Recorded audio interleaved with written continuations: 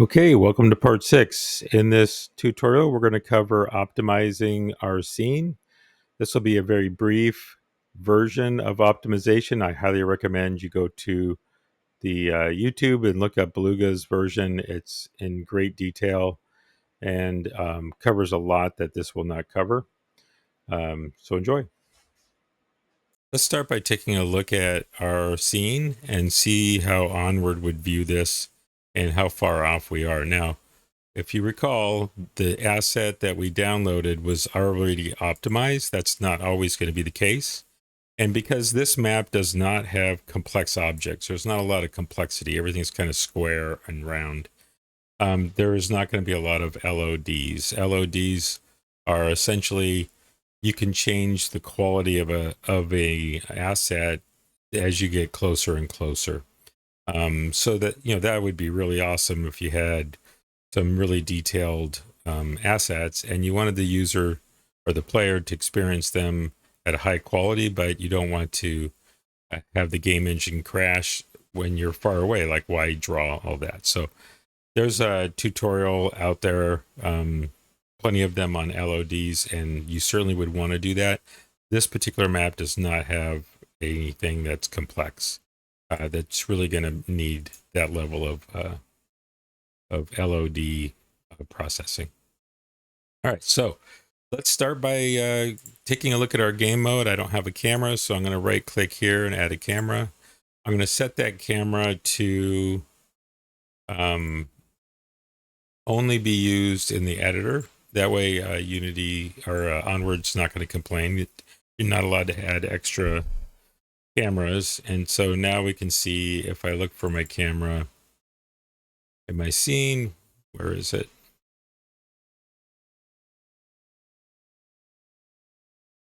Oh, it's way down here. So let's get this set to 0, 0, 0 and give us a head start, and then we'll refine it. And then we'll move it up just a little bit and out. So there's like a mini camera view there, but up here we should see, that's kind of what the player's going to see. And as you can see right now, we're looking at 94 batches, and I'm going to leave the camera right where it's at. Let me see if I can spin it around and make it a little more complex. How's that? And so we can see the optimization take place. There we go. And let's see where we are now. 507 batches, 100,000 trees. So this is a more complex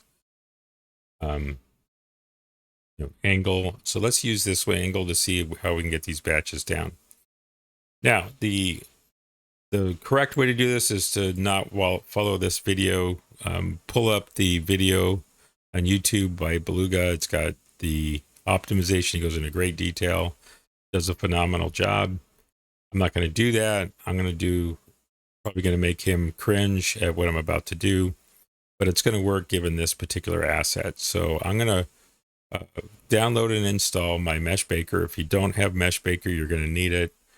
There are other tools. Go for it, try them out. But for me, it was worth just spending the $80 because I was determined to build a map, and that's just the cost. You got to do it.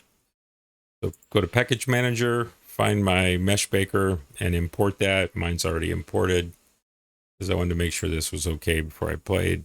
We're going to hit import. It's going to say there's nothing to import. You already have it. But if you don't, import all.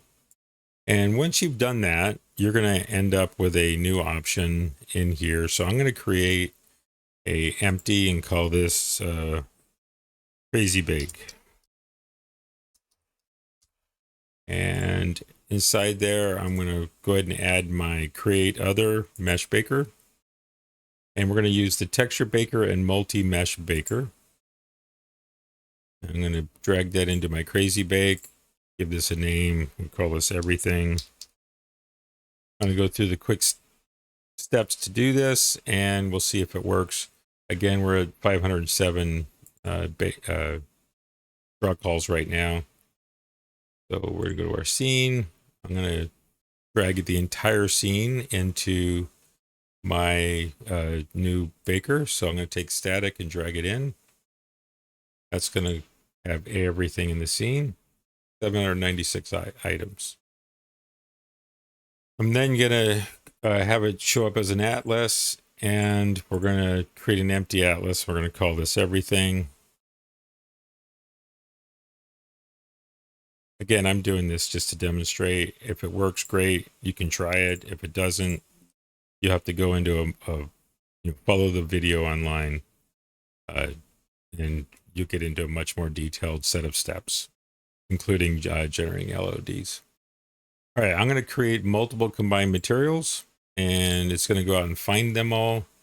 And I'm going to check the mesh UV in case they're tiled on each of them. So here's all the various materials that exist in the map, all in one, going to be baked together.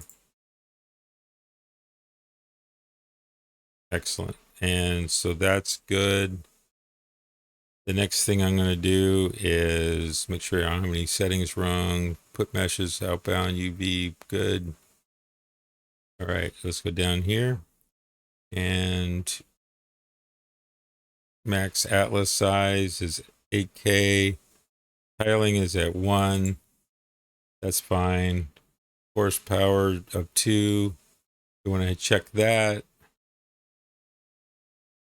Let's resize power of 2 textures. And we are good. Let's let that bake. Won't take too long because, again, although this map is reasonably large, it doesn't have a lot of variety. Like some very, rich, detailed maps out there. This is kind of very redundant, lots of assets, but they're all kind of the same. This shouldn't take too long. Once that's done, we're going to change our cluster type. I'm going to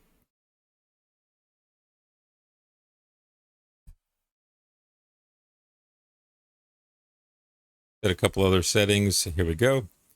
All right, so for the cluster type, I didn't do any research. I think the video that Beluga created uses a grid, and you can see you can change the size of a grid. So it's going to create all these clusters. I'm going to go ahead and try this agglomerative, and having no idea what it is, I'm going to leave the default settings, and I'm going to hit cluster, build the clusters. Once it's done that, I'm going to group by light map, group by LOD. I'm going to hit that refresh. There we go. And then the very last thing we want to do is we're going to end up baking. So we want to make sure instead of ignore UV2, we generate UV2 new. And clear buffers, margins. I think the rest of this is fine. No, all right. So the generate mesh bakers. And then that will generate the number of bakers we need. If you had that grid on, it would create quite a few. And then we're going to bake them. This won't take too long.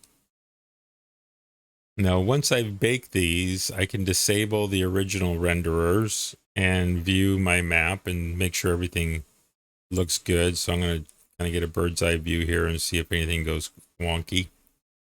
And I'm going to disable my renderers. And when you do that, nothing should change. If you can see just a slight change in quality, but nothing should change. And so I'm going to keep those disabled. And just for one final check, I'm going to go to my, put all these over here into my Crazy Bake. And I'm going to disable Crazy Bake and make sure everything goes away. So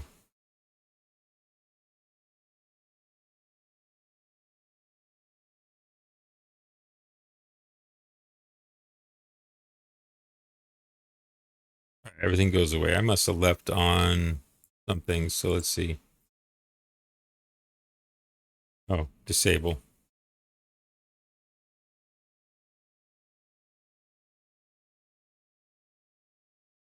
All right. So now if I disable this, there we go.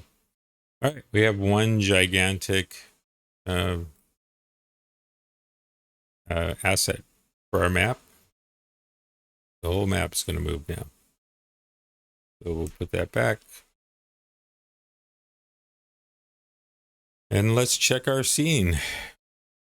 that we previously had 500. Now we are at 41 and 165 trees. So I'm thinking we are good. Let me find my camera.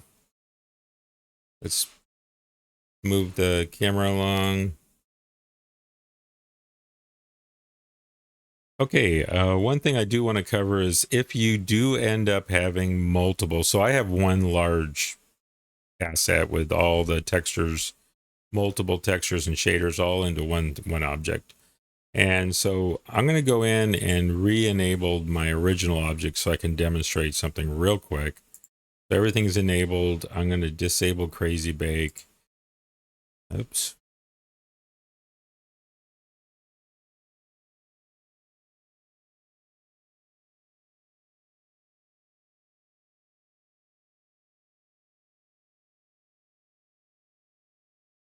Disable my 3 objects.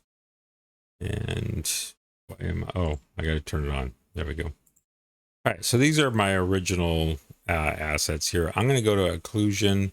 So go to Windows, Rendering, Occlusion Culling. It's going to bring this up. It's going to pick everything.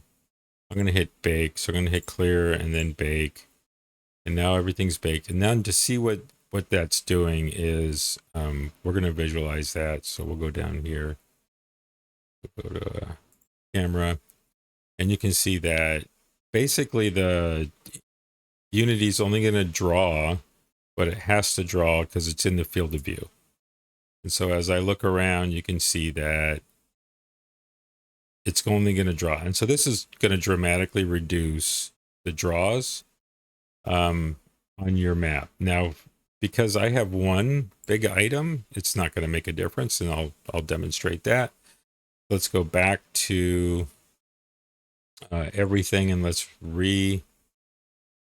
enable or disable our renderers, and let's turn on our 3 map objects. And so now if I go to camera, you can see that it's occlusion. Well, let me rebake occlusion. So clear it and bake it and then visualize it. So there's really nothing it can do to hide anything because everything's just one big thing anyway. So that's how that's going to work. But at the end of the day, we've met our goal of the reduced amount of triangles and batches. And that's only because the asset I purchased is simple, or that we downloaded is simple and it was previously optimized. And so your experience will be completely different if you drag on some very complex, very cool assets. You're going to have to go through the tutorial that's online YouTube for custom map optimization from Beluga. So, all right, thank you. That's it for part 6. The next part, we're going to get into lighting. And once the lighting is good, we're going to check out our scene. If everything looks right, we're going to add our game modes. Thank you.